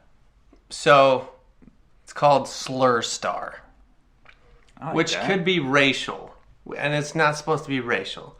So the other title, First, I think drunk. Slurred drunk. That's the first connotation. Okay. So people will think that, but go ahead. sure. Okay, so then maybe the other title is Go better. Insult Idol. I know. I like that too. I didn't hear that one. Yeah, I made it up in the shower. I think of last week. Simon from whatever, American Idol, whatever. That's good. That's fine. Good. That's Continue. good, actually. Okay, so basically, the whole goal of the game is to insult people. And it's like playing Mad Libs with specific words that you can choose from, most of which are bad words. And so, like, you'll start, the first level is a baby, and it says, you blank and blank or something. and then there's a bunch of words to pick from, and then you can say, like, you fucking shit. And then if you make the baby Powerful cry, level 1 game. Yeah. But you gotta get creative with the insults and find what would pinpoint to really get the baby upset. right? So at this point, level 1, you could say anything to a baby to make it cry. But eventually, like, you'll go up some levels and you get to like a cowboy, and you can say like, you fucking horse fucker. And he'll be like, ugh. You can see him like wince at it a little bit. And then it's like, your hat is stupid. And that's what makes him cry. He loses it. And then you get to move on to the next level. And eventually you get to God and you insult God. And if you make him cry, you can keep moving past and then you insult the universe. And once you insult the universe and you make the universe cry, you win the game. Mm-hmm. And I like the aspect that we were pitching around, the idea of being able to, like, when you strung an especially good insult together, you can share it with your friends on Twitter. Well, yeah, you can link it on Twitter and everything. Yeah. Now, are you playing this, because I'm taking you seriously, thank you. Are you playing this where you unlock more vulgar words to sort of then go back to previous levels and then really upset the baby? There will be, and, like, get there will 5 be stars? Trump what's your words. Oh, there you go. Trademarked right now. Trump words. So, like, you'll play the game and you'll always have default words like shit and so etc. the easy laughs. Yeah, the simple ones. But then, like, the more you progress, the more you unlock, and you can use your points, whatever you use, to unlock, like, the extra Trump words that will most likely beat a level for you. What? I'm just talking out loud. What if you could incorporate stuff from, like, The Witness, where it's like puzzles that you got to play to unlock certain words that you can actually then string things together? Like at first you don't even have ER, and then you can string ER at the end of everything. So you're not just a fuck. Now you're a fucker. I like this a lot. Yeah. But with The Witness is about learning, though. Then you're not really. Well, this is learning. You're learning about, like, you know, vocabulary. Oh, is somebody who does this now. Just like, I'm a skater. So, like, one who skates. So we were talking about marketing, right? This could easily get onto Fox News. No, I mean, obviously, whatever, we could talk about this either way we want to, but you have to try and determine what is the player going to be learning, right? What skills are they going to gain? Because they'll actually get benefit from that and all the chemical fun stuff that comes when you're actually learning stuff to make them want to go back and keep playing more. I think there could be some puzzle element in there if you do give more words out on other levels that don't pertain to a certain level that the word would be best used for. Now, if that makes sense, like, oh, hey, Wiener came up. Like, I better use it on Pete's because he's something that's hilarious, and that's how you unlock it or whatever based on what you could have learned about Pete in the Mad Libby section on his level. Yeah. So, sort of like, hey, we're giving you this stuff. What could you have learned based on it? I mean, it seems like a very difficult thing to do. This is going very well. You can even determine, like, are you going to make this so that you just say stuff and it has technology to pick up what you're doing, and then it can just read it and then include your voice, and then, like, that's somehow successful. That's a difficult thing to gauge. Like, oh, you've completed this level. I have no idea what the hell you really just said. But, so you have to think about it. So there would also, per level, be the perfect phrase. Right. Is it based on, like, a library or a dictionary that you sort of unlock to then sort of pick from? Is that what you're thinking in your head? Well, I feel like it is. I haven't really figured out the details, but, like, per level, you would get, like, a list of, like, 20 words or whatever. And then there would also be your catalog of words that you could go to that are your Trump words that you can bring in anytime. Another $500. We're racking up the dough. Either way, every game has something from the developer on the inside that their hidden agenda. So you discover your sort of hidden agenda within your game that you want to get out. And if your game isn't even successful or whatever, but if you get people to do that certain thing you wanted to do based on the experience that you're putting in. Wow. We almost lost the table.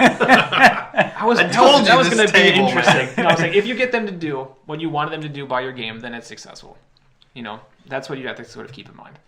Well, so my goal get them to do or feel is to teach children how to cuss better. Let's say more creatively, right? Maybe that's a good way to go. Oh, yeah, sure. So expand their vocabulary with words they never even knew. Well, then, if your game does that, it's a successful game. Yes. That's good. Okay. Thank you for listening to my pitch. Absolutely. So we're definitely running long, so I'm going to give Simmons the opportunity to say, does he want to share?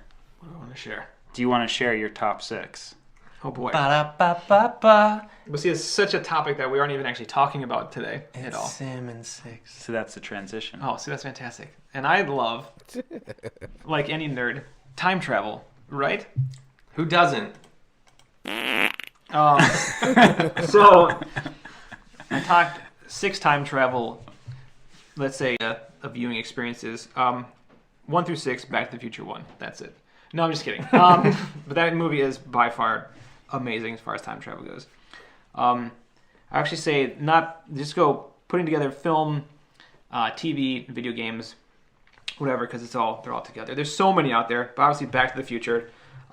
Wow, we're just running through this. Holy cow! Do I have to say anything? Just get Wait, hold on. So- No, not Fast and whoa, Furious. whoa, I want to whoa. live in this. Yeah, bring it on. Okay. All right, so Back to the Future. is There's this only your- one thing wrong with that film. Wait, so this is not your number one, or did you? No, I'm not sorry. Oh, should I start at 6? You always That's start what at you do. six. Always, yeah. But see, that's why. You just ruined it. But see, because this is themed. Back to the Future sucks. It's at number 6. No, you see, because this is themed time traveling, everything has to be all out of order. That's why we farted twice. Thank you, Joe. No. See, the thing is, there's no even number 6. With time travel, you can do anything you want to. Okay. I only have 6. I have Very like good. 36. Whatever. So you want to start at 6? Okay, fine. But I would have to say something. Let's go back and There's just too many. I mean, literally, I have 1, 2, 3, 4, 5, 12. How do you have so many? I tried to put the list together and I only got 5. Okay, we're just going to talk because about he them included briefly. video games. I include video games, okay. television series. Number 1, what I'm watching now, Doctor Who. What? I mean, the remake of the originals, I'm at season 5. However, I've watched portions of 7 and 8, and that's fine because it's about time travel, so you can go in any order you Is that right? I sort of believe so in this case. All right. No, but seriously, not every episode is about like time travel itself, but you clearly travel through time in all of them, but they do have very specific rules and things that they do in time travel that they haven't done in any other movie I've seen.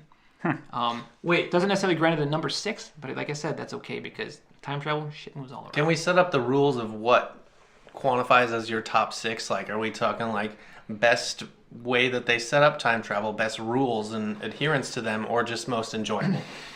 I would say most enjoyable always trumps any rule Okay. you could ever make, but I always get the most enjoyment out of some crazy time travel spaghetti sort of plan that's like, oh my gosh, how are they going to work this thing out because XYZ, the future is at stake. Obviously, we're back to Don't the future spoil. stuff. Don't spoil. I was just making No, it sure doesn't one was matter. on his list because it's absolutely what he just said, and it's there. Okay. That No, was but pretty seriously, funny. Mike just peeked at Matt's list, or tried to. My crib notes. You thought- ruined everything. So again, this is going to have to be in absolutely no order whatsoever, but there's just things that I enjoyed. And I'm going to throw this out there now and just get it over with. But actually, 2 of them we'll talk at the same time because Okay. probably people think that they're terrible. But The Butterfly Effect and Deja Vu, starring Denzel Washington.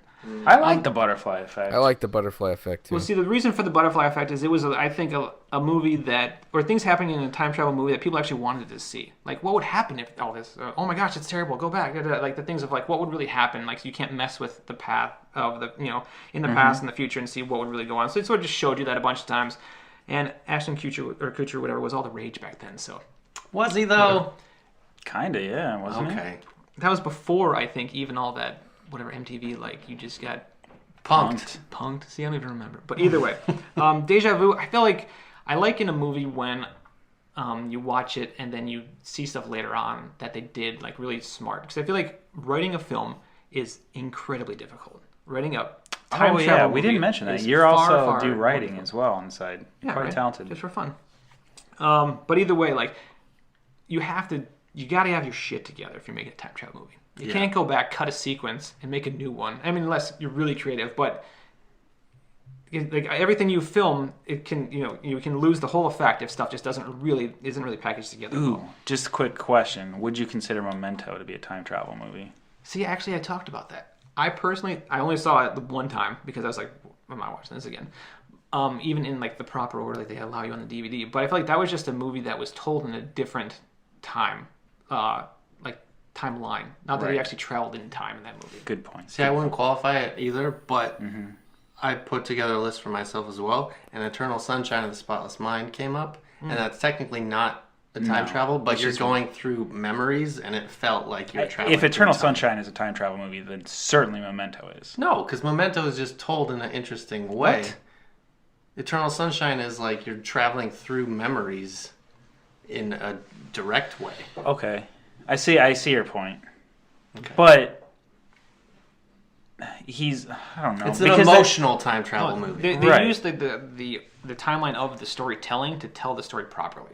If you watch it the straight way through or whatever, the real time, it's just like, okay, Yeah. You know, so that's the gimmick of the whole movie, which is why you don't watch it again, you know? But it's just an interesting way of viewing it. I mean, sort of like, if you really put all the elements together of, like, Pulp Fiction, it's like, okay. Still, I mean, it's still good and you like the scenes and all that kind of stuff, but I just like the way, obviously, Quentin Tarantino put it together. Let's just get through a few others here. Did you guys see Predestined? Oh, with Ethan Hawke? No, I didn't see it. All right, well, I feel it's fair to not talk about time travel movies if people haven't seen it, because every time travel movie will spoil the entire experience of the film if you talk about it like whatsoever. It was pretty good, I would say. I still think that every time travel movie has so many rules that they have to worry about for themselves that, like, you have to sort of just forget about the stuff they decide to not talk about when you're watching a movie. Otherwise, you will never enjoy any time travel movie. Predestined being one of them. It's like, is Looper on your list? Looper's on my list. Okay, spoiler. Because there's the one part in the diner where they're like, just don't worry about those rules. It's fine. Let's move ahead with the movie, basically. And it's like, okay. You kind of just have to be like, fine. A big one for me, so I'm not sure what number we're even on, but again, like I said, it doesn't matter in this case. Bill and Ted's Excellent Adventure. Oh, yeah, that's good. I mean, how can you not have a good time at that? Remember a trash can. They just used time travel stuff and had so much fun with it. Again, obviously the Terminator films are technically time travel films, and it's just cool to think of, like, how could you come back, have the son to do this thing, like all those, like, weird, potentially grandfather. So you're talking about the Terminator franchise, or are you talking about Terminator just the movie? Like I mean, they're all right, time travel, but, like, you know, obviously the movies have degraded over the years. The last one was shit. So obviously, even just Terminator 1, you know, it's good enough. I think Terminator 2 was actually just more fun, and they made the movie a little bit more fun overall. But just Terminator 1 was just I feel better as far as just time travel goes, and, like, it was simple too. Primer. Yep. That's the one that I had to check your list to see if it was on there. That one's crazy, and, like, just made everybody think so much about this. Like, wait, what? And had to, like, double check all their theories and make it spawned off, like, graphs and charts and all these things. Which I think is, I just love. It's just sort of the thing I said about games, where something you make spawns something else in the real world. I feel like that's, like, really impactful. So it was streaming for a while on Netflix. I don't know if it still is. It's still there. Yeah, people should really check it out if they haven't, because it is when I think the epitome of time travel, like mindfuck, that's it for me. There's some really nice infographics on how to fucking understand that movie online. Is there? Yeah. I will say most of it did go over my head, and I tried my best to follow it, and I couldn't. But I got the gist enough of it that I was like, wow, this is at least cool to sit through and listen to. Yeah, I feel like I had an idea for a time travel movie myself, sort of where you go back to obviously save yourself from something terrible happening, right? Because you know, or whatever, or you're able to go and save yourself. But then all of a sudden you're stuck there in that time, and there's two of you. And then the movie would sort of change where I just saved myself, but then all of a sudden this person is left to go and do what? You're nothing now. This person just traveled through time.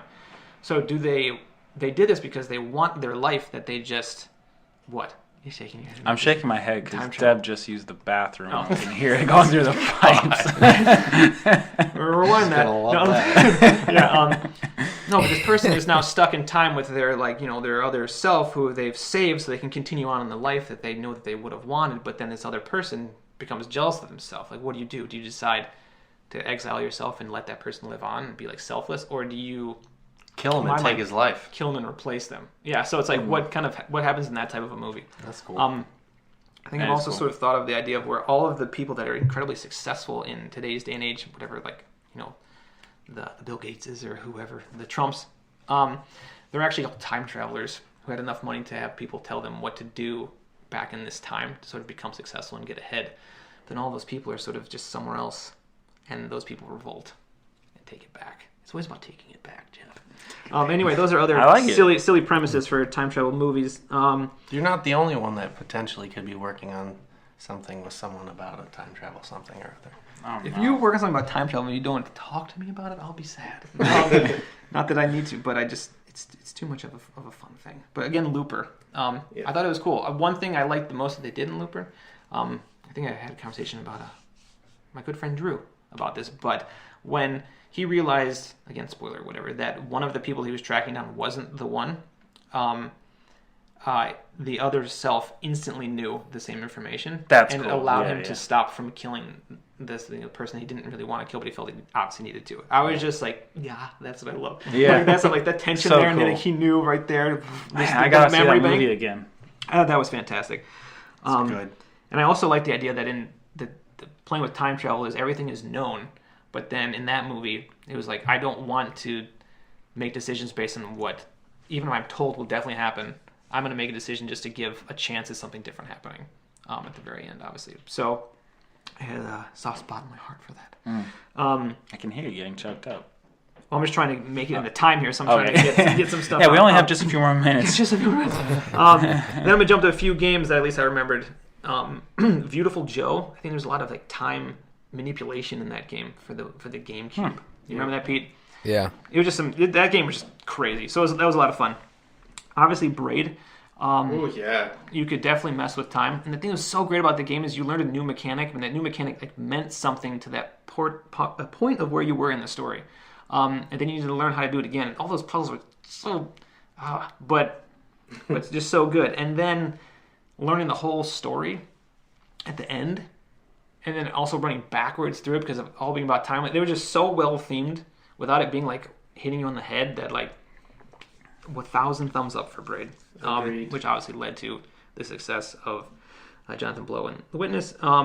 Interstellar, people call us Jonathan Blow. This is a joke you missed, Simmons. He thinks Jonathan Blow is autistic.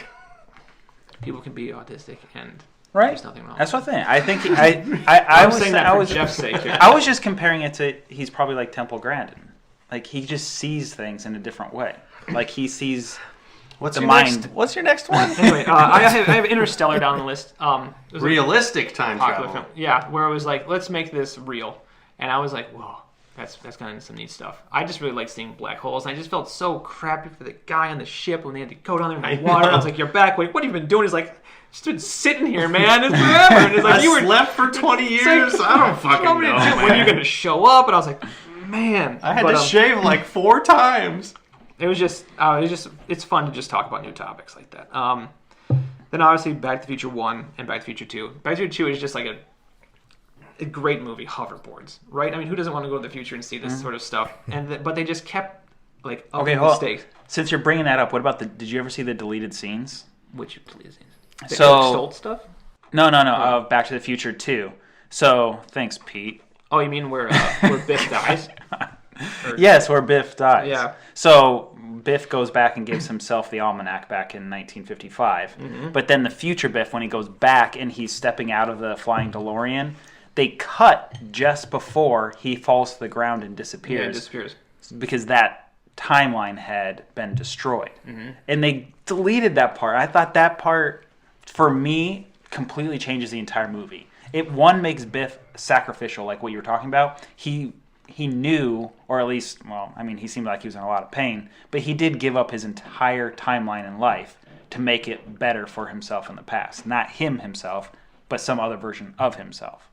Really cool idea. He knew that I he don't was know. going to die if he gave the almanac to Biff? Probably not, but I still think it's such a cool concept to watch him die and take one for himself, basically. Yeah, well, I mean, I don't know if he necessarily took it for himself. I feel like it was interesting to see if we would have seen him die.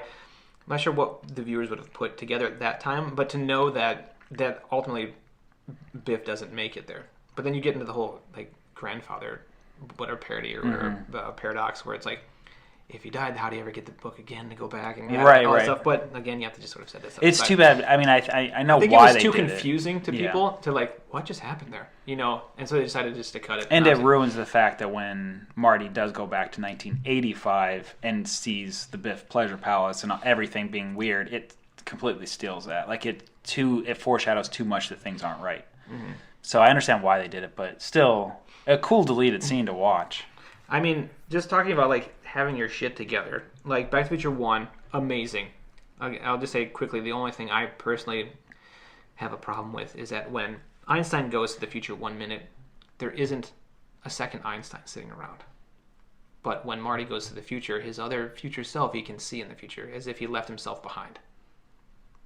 Did I just blow your mind? A little bit. Einstein, when they test it out, he goes 1 minute in the future, right? He leaves in the DeLorean. but there's only one Einstein. If Marty were to go to the future, he technically would have left his timeline and just popped in the future. There would be no Marty to go and get married into Jennifer, all that stuff, because she would have lost her boyfriend. Where'd he go? I don't know. I haven't seen him. He's in the future. Right. I see what you're saying. So they just sort of like glossed over that just to prove like this is how time travel is working, a little bit of exposition, which is totally fine. Because with Einstein's version, you're saying the only timeline that ever occurred was him going in the future because there's only one. Right. But with Marty, he should have duplicated Yes. him. Yes. So. I've only seen the movie once. I know. I don't think he really liked it. It was fine. It's fine just because. Yeah, we'll just. I see. I never looked at it that way. That's a very interesting point. Something to think about. But then when you watch Back to the Future 2, and especially all the parts near the dance and all that kind of stuff, when they then had to like either reshoot or whatever they had planned for making a sequel, whatever, but just how all that stuff relined up with having a second Marty there and all those same beats still working, being like so tied down to all those things and having it still work and intertwine and have affect another story, like screenwriting, like, bah. Like I've talked to my friend Paul about this a few times, and just thinking of how excited they must have been as they were developing the story and working things out. And like, oh geez, then we can do this in a minute. I feel like they were just like money just like pouring out of their mouths and happiness and just like hearts and everything. Just like, can't even take it. So I just feel like those two films are so great, and they just work so well together that it's like it's probably no surprise that it would be my number one. Yeah, my number ones. Because they sort of, Back to the Future 1 stands by itself, absolutely. Back to the Future 2 makes number 1 even better, and 2 is good. Back to the Future 3 is fine and enjoyable. It was just another fun thing to do. It was more for Doc, which you kind of got to pay service to the Doctor. And then back to Doctor Who, which I brought up at the beginning. Like all the time travel things, we loop back around. Yeah. Doctor Who, amazing. I'm sure there's tons of fans of Doctor Who, but it's so campy in some of its production quality, especially if you start back at the beginning of the reboot. But you come to like the Daleks and the Cybermen. But I mean, it's ridiculous, and I feel like foolish speaking of these things, but especially the David Tennant years, like spot on. It's really good stuff. Never seen it.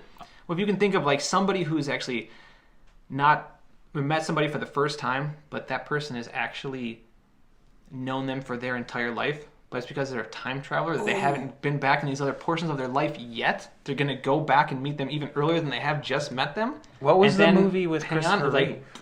Like the Christopher Reeve one. Pete, you got to know this one. Superman? No. Oh, yeah. Oh, God. I know what you're talking about. That was good.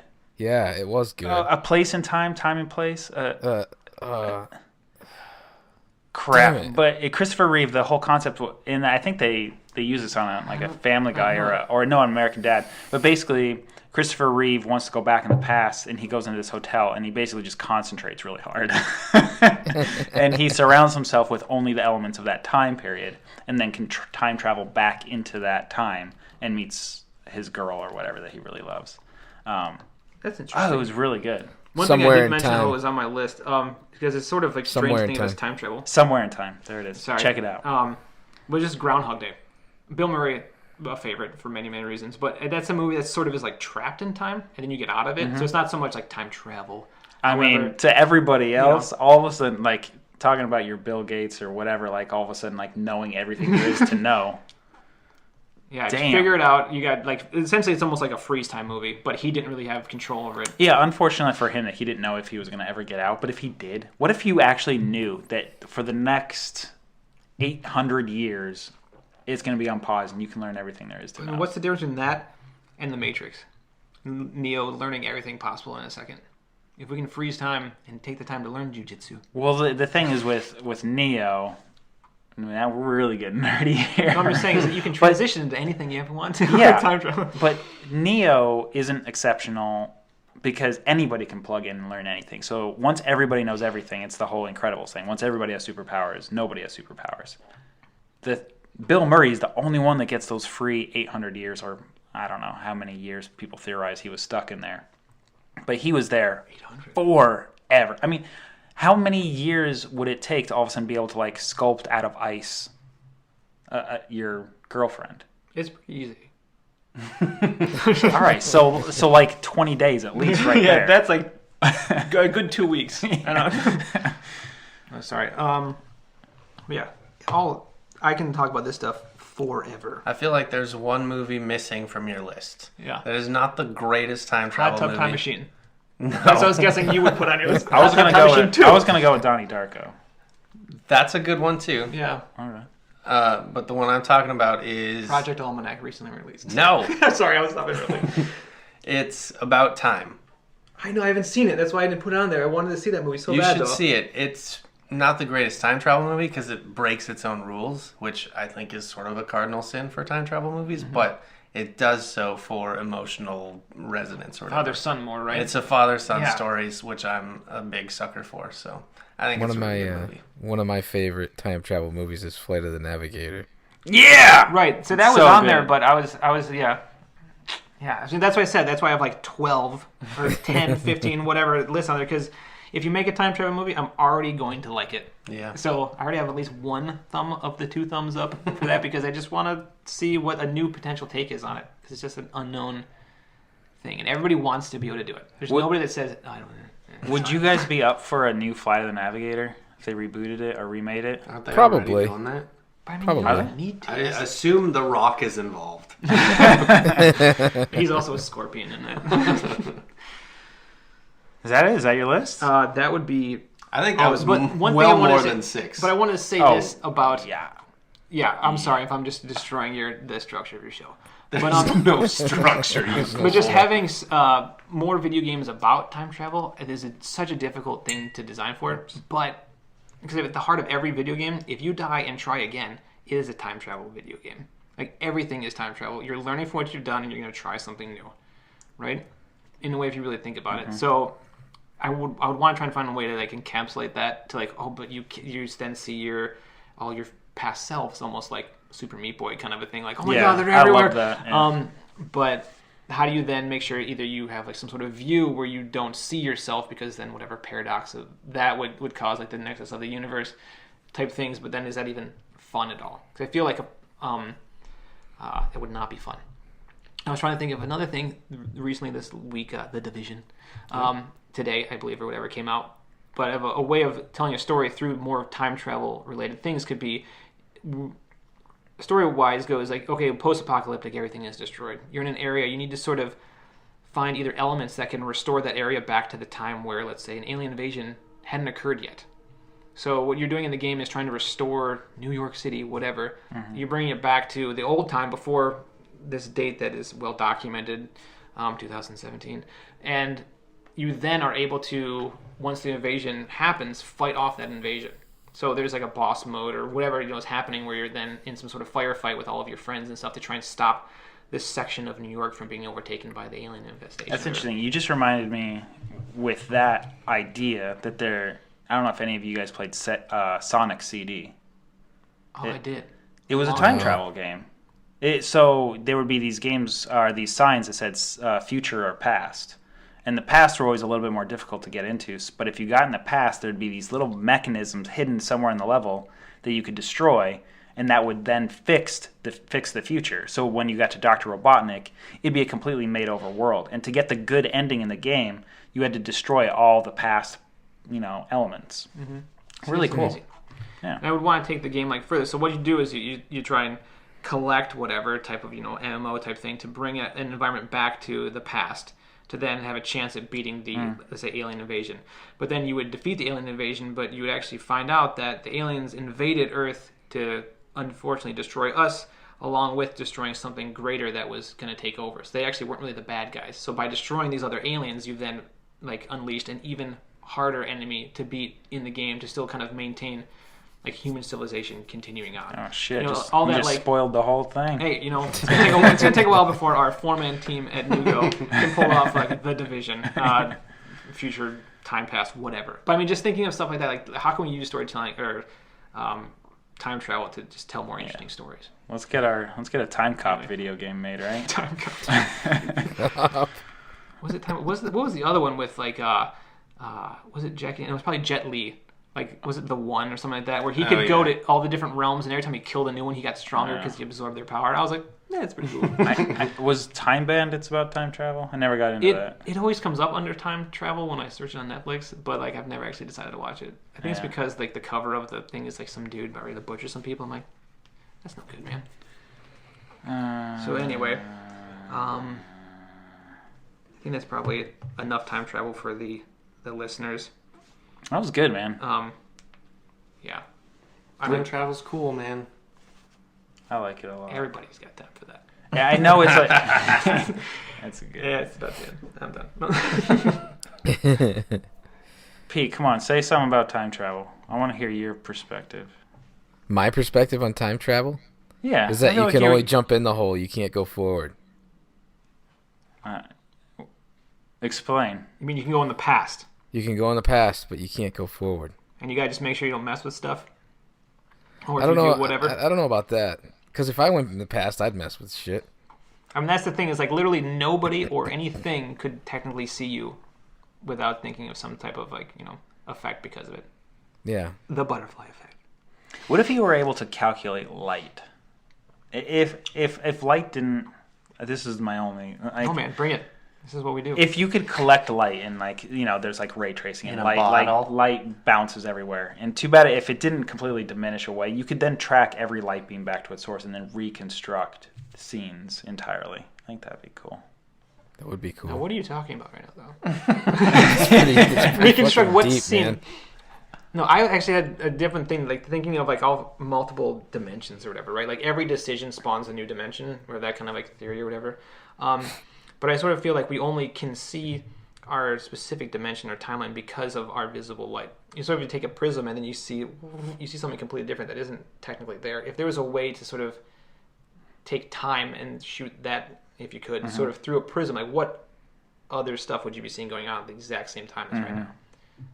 That kind of stuff is just really fun to make things up as if we know what we're talking about. That's so cool, though, because I always think of parallel universes, and this is stupid, because I guess it would all be overlaid on top of each other, like you're saying. But in my brain, it's always one next to another. Right. And, like, there would be a door, and you could just walk in between the parallel worlds. But, like Sliders. Yeah. Yeah, I don't think... Wait, Sliders the TV show? Yeah. I think one episode of Sliders was like, oh man, green is stop and red is go, and that was like the only difference in that. I'm like, this show is going nowhere. It was like, this world is so bizarre. We just can't fathom what's going on. I want to add one more time travel thing. Absolutely. Okay. So the final episode of Treehouse Studios was about... Oh, Jesus. Hold on. I just want to talk about a funny idea that we ended up not doing because it was going to be too difficult and there was just no way we were going to spend the comping time. But there was a story idea that when Pete goes back into the past to go talk to little Nick Bruno to convince him to be his friend so nobody gets killed in the future, he goes in there and he makes a mistake. So he then has to run outside and use the time travel machine and go just 5 minutes before and then kill that Pete. And then you watch that happen 20 times over and he ends up killing himself and there's a room full of dead Petes. And it was so fucking funny in the boards and ended up not like abandoning it, and then fucking like 2-3 years later they did it on Family Guy. I was like, damn it! Like it would have been funny. It would have been funny. It's tough to trust your instincts. Yeah. If you go back. It was cool though. It was a funny story beat that we banned just out of difficulty. But anyway, I obviously want to say again another shout out for Back to the Future, where even though they did overlook the Einstein thing, that was something they just needed to do in order to tell other stories, which is great. But then obviously, they paid such close attention to stuff like the Twin Pines Mall, to the Lone Pines Mall when he knocks down his one pine. Like, it's got theory. Okay. So what you're saying that no matter what, there should be another Einstein somewhere. No, I actually believe that there should not be another Einstein somewhere. That there should also not be another Marty somewhere. Sort of more of the Flight of the Navigator approach, where hey, where did this kid go? Okay. And he comes back, but he's young, and his younger brother's older than him, and all that kind of stuff. You know what I don't understand. The one thing that always confused me about Back to the Future 1 was why doesn't his parents remember him? Yeah, I know. You would assume right away, especially right around like 10 years old when it starts to look exactly like the guy you had a crush on. Only like 30 years ago. No, whatever, dude. That stuff you just keep to yourself. It's like that looks like just like a guy I made out with. That was a really weird time. I'm probably just gonna keep that to myself. My son looks like this kid I wanted to fuck. Do you know what I mean though? Like they don't remember him at all. And he's exactly the same. Like, I can remember people from 20 years ago. Yeah, especially when he puts on that life preserver, you're gonna be like, "You take that off." I don't know. I mean, don't hang around that Doc it's Brown. Definitely it's a good point, Pete. But I mean, they would immediately put it together, right? Like, there's that Doc Brown again, hanging, and then all my son is hanging with. That's maybe they wouldn't put together the Doc Brown. Well, thing, I mean, but... Biff puts together enough of the flying DeLorean. Yeah, like, I haven't seen that since. It goes in there, but weird. It gets weird, but you buy it. I feel like that's okay because they love each other. I don't know. Ba. That's no. Simmons is 6. The Simmons 6. The Simmons 64. That was good. I should watch Back to the Future 2, maybe. So, once again, probably should. Shout out to Simmons. You can check out his game Miss Me in the App Store right now. So, Miss Me by Nugo Games. Check him out. With an exclamation point. Yeah, missed as in, oh, you almost got me. Not missed as in MYST, the popular sort of puzzle game. MISSED. Which, again, is, I would say, a bad decision on a name to be confused with somebody else. But I wanted it to be like, what do you do? Oh, you missed me. Haha. And then you can check out Nugo Games on Twitter. That's NUGO. So you can check them out on Twitter and get any extra information. Tweet at Simmons and tweet at Gwen. Tim and Brienne, too. I can give out shout-outs. Oh, okay. People. Yeah. Tim and Brienne. Of course, shout out to them. Absolutely. And Straight up. Yo shouts. Wow. We should use that. I like the sound of that. Yo shouts. Very yo shouts. Sounds like something Nintendo would do. And then we're going to beg again for more YouTube subscriptions at our JAFMM YouTube thing. Just a few more minutes. Yep. What else do we got to say? Is that it? DuckTales. Yeah, you did. You want to talk quickly about DuckTales? I'm all about that. Yeah, dude. Did you see the image? Yeah. So, let's switch over to entertainment news for the last 5 minutes. Who's still listening? Peanuts movie that comes out? Yeah, Peanuts movie's out on DVD today. I said you want to buy it? Movie. Oh. You said something else. I said the Peanuts movie? There's a Peanuts movie every day on TV. Boy, are they good. The Peanuts movie by Schultz on DVD today. And then check out... Dream Big. Oh, yeah, dream big. Do whatever you want. Dream all over it. And then... That is only sponsored by Jeff Gabor. It's an hour and 50 minutes, man. You think anybody's listening? That's a good long podcast. This is amazing. Well, we shouldn't say times because you should probably edit. No, there's Most no of editing. Pete should just be taken out. Nice. But I agree. The new image of DuckTales looks really good. I'm very hopeful for it. Yeah, it looks kind of like those old comic books, you know? Yep. It's really cool. Yeah, it really does. It looks a lot like the Mickey shorts, but with Daffy now. Yeah, for sure. My only concern is that is a very, very highly produced marketing still. Like, it has even animation lines and motion lines on it. You can check out our Twitter feed where we posted a link to the image that we're talking about. But, yeah, I'm not 100% convinced that that's what it's going to look like. I don't know. Yeah. I think it'll be fine. I don't know. All right. You're optimistic. 2017.